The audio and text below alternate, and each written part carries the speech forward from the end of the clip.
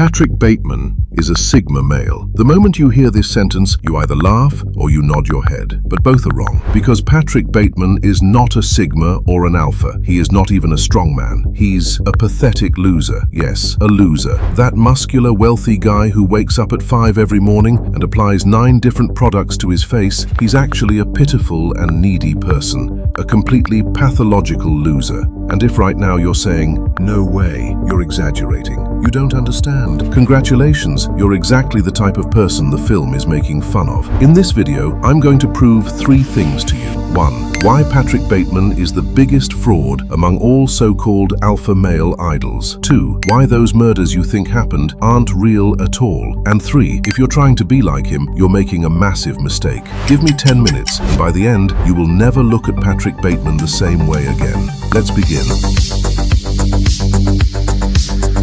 Right now, there are 2 types of people on the internet. The first group, they worship Patrick Bateman. They wake up at 5 every morning, rub ice on their faces, watch grind set videos. The second group, they're screaming, "This movie is misogynistic, you're glorifying this character." Both watched the same movie, but it's like they saw completely different things. The truth is, Patrick Bateman is neither an alpha male nor a glorified character in the film. The guy is literally a loser, but he's such a sneaky, well-packaged loser that most people can't tell. That's why just watching the film isn't enough to understand it. You have to read the film. So what does American Psycho tell us? 1980s New York, the golden age of Wall Street. Everyone has money, everyone dresses the same, goes to the same restaurants, has the same crappy conversations. And Bateman? He's right in the center of this world. Rich, handsome, successful investment banker. From the outside, everything looks perfect. But here's where the film's trap begins. You know what Patrick Bateman's most important trait is? He has no traits. Seriously, he has no traits. Throughout the film, everyone confuses him with someone else. Aren't you Marcus Halberstrom? Are you Paul Allen? Even his own lawyer doesn't recognize him. Do you think this is a coincidence? No. This is exactly what the film is trying to tell us. These people are all the same. Copy-paste. They don't have a single difference from each other. They all wear the same Armani suits, get the same haircuts, use the same jargon. Their only difference, their business cards. Now remember that legendary business card scene? 4 guys sitting at a table. They pull out their business cards. Eggshell, bone white, pale nimbus. And at that moment, do you hear those sound effects, those deep, ominous sounds when the cards are placed on the table? New card. What do you think? Look at this. That is really nice. White.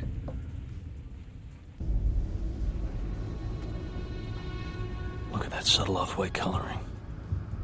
The tasteful thickness of it. Oh my God.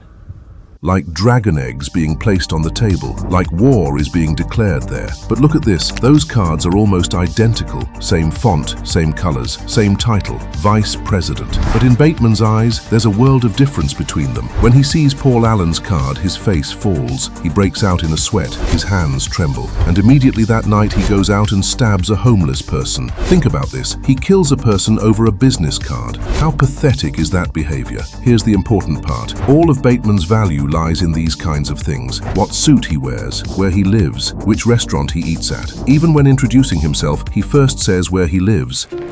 I live in the American Gardens building on West 81st Street, on the 11th floor. My name is Patrick Bateman. Look, first his building, then his name, because for him, that building is more important than himself. His appearance is more important than himself. Brands are more important than himself, because he's hollow inside. There is an idea of a Patrick Bateman, some kind of abstraction, but there is no real me. So what fills this hollow man? Obsessions, 1,000 sit-ups in the morning, 9-step skincare routine, exercise program, music knowledge, but none of these are real. For example, look at those music scenes. Bateman talks to the prostitutes about Genesis, about Huey Lewis, he explains at length. But are these his own interpretations? No, most likely lines memorized from a Rolling Stone magazine. Because who's listening to him? People who don't care. And here's the key point. Bateman only shows off to people he's insecure around. When Kimball wants to talk about about music, he immediately backs off. Actually, I don't know that much. Why? Because Kimball might actually know, and Bateman's lies might be exposed. Classic loser move. Or think about this scene. He goes to the dry cleaner. He has bloody sheets in his hands. The Chinese woman says something to him. Bateman instantly explodes. He's yelling, threatening, because that woman is beneath him. But right at that moment, the door opens. Who walks in? Someone from his same social circle. And Bateman's entire demeanor changes instantly, because he's weak around the powerful, only strong around the powerless. Or that social justice conversation at the table. We should stop nuclear armament, end terrorism, solve world hunger, help the homeless, stand against racism. Sounds nice, doesn't it? But what is he actually saying? Nothing. To appear cultured. But when he's hanging with his friends, we see how he insults women, how he mocks people. His humanist mask immediately falls off. Now we've reached the most crucial point. What does the guy say at the beginning of the film? There is an idea of a Patrick Bateman, some kind of abstraction, but there is no real me, only an entity, something illusory. I am not there. Does this sound like a happy person? No. The guy is literally saying, I've lost my humanity. I don't feel anything anymore. But how are people interpreting this on TikTok? Wow, what an alpha male. He doesn't care about anyone, doesn't show his emotions. It's not that he doesn't care. He can't care. There's a world of difference. And now we're descending into the even darker side of things, because Bateman has one obsession: control. But the ironic part is, he doesn't control anything. Every detail calculated, every move planned. What do you see from the outside? Discipline, control, power. But from the inside, chaos, helplessness, slavery, because Bateman doesn't control anything. The system controls him. He works at his father's company, but what does he actually do? Nothing. He sits in the office, reads the newspaper, listens to music. Is he there because he's talented? No, because of his last name.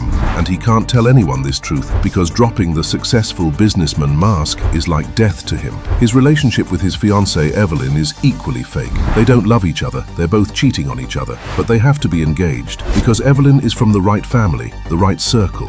For Bateman, she's just a stylish accessory, just like his Rolex watch, just like his Oliver Peoples glasses. You know what the only real thing is in this completely fake life? Nothing. And this is where violence comes into play. Bateman's murders are his attempt to have power in a life he can't control. But even here, he's pathetic. Who does he kill? Powerful enemies? Rivals who challenge him? No. He kills homeless people. He kills prostitutes, people he sees as beneath him, because he can only feel powerful against them. Remember the business card scene? What does he do when Paul Allen's card turns out better? He has a breakdown. His hands shake. He sweats. Then that night he goes out and stabs the first homeless man he finds, a guy named Al, with a dog, trying to survive. Bateman gives him a motivational speech. Get a job. Stop being a lazy piece of shit. Then he stabs him. All because of a business card. This isn't just psychopathic. This is a pathetic man's attempt to cover up his powerlessness. And here's what's even more painful. Throughout the film, nobody takes him seriously. His friends interrupt him when he talks. He tries to say something, they don't even listen. Remember that famous "Do you like Huey Lewis and the News" scene? Bateman explains at length to Paul Allen, but Paul isn't even listening, drinking his drink, thinking about other things. Bateman's entire personality is just a fake storefront, and everyone can smell it. The only exception is Jean, the only genetic person in the film. Bateman even says, "You're the only real person in my life." He tries to kill her. He pulls out a nail gun, but he can't do it. He keeps hesitating. He's scared. His hand trembles. And here's the critical part. For serial killers, this behavior is only seen during their first murder, because they don't know how to kill yet. They're indecisive. They panic. But shouldn't Bateman have killed 20 to 30 people by this point? So why is he still indecisive? Because maybe this is his first real murder attempt. The others were in his head. So are the murders real? The film deliberately leaves it ambiguous, but there are clues. After killing Paul Allen, he dumps the body in a building, but later we see that he went to that apartment. It's cleaned, painted, for sale. No police, no investigation. Then he runs into his lawyer. What does the lawyer say? "I had dinner with Paul in London last week." But Bateman killed Paul. Or that massacre scene. He blows up a police car with a single bullet, completely against the laws of physics. An ATM shows a message saying, "Feed me a stray cat." These can't be real. Maybe all the murders are power fantasies he constructed in his head. Who is Patrick Bateman, really? A loser who has panic attacks over a business card. A loser who goes into crisis when he can't get a reservation at Dorsia. A weak man whose voice trembles when talking to Kimball. And now the real question comes, why do millions of people idolize this pathetic man? Christian Bale told this story in an interview. It was the Wall Street trading floors and everything. I went and visited, all different levels of people at Wall Street, but the guys on the trading floor, when I arrived there before making the film, I got there and a bunch of them, they were going, "Oh, Patrick Bateman," and patting me on the back and going, "Oh yeah, we love him." And I was like, "Yeah, ironically, right?" And they were like, "What do you mean?"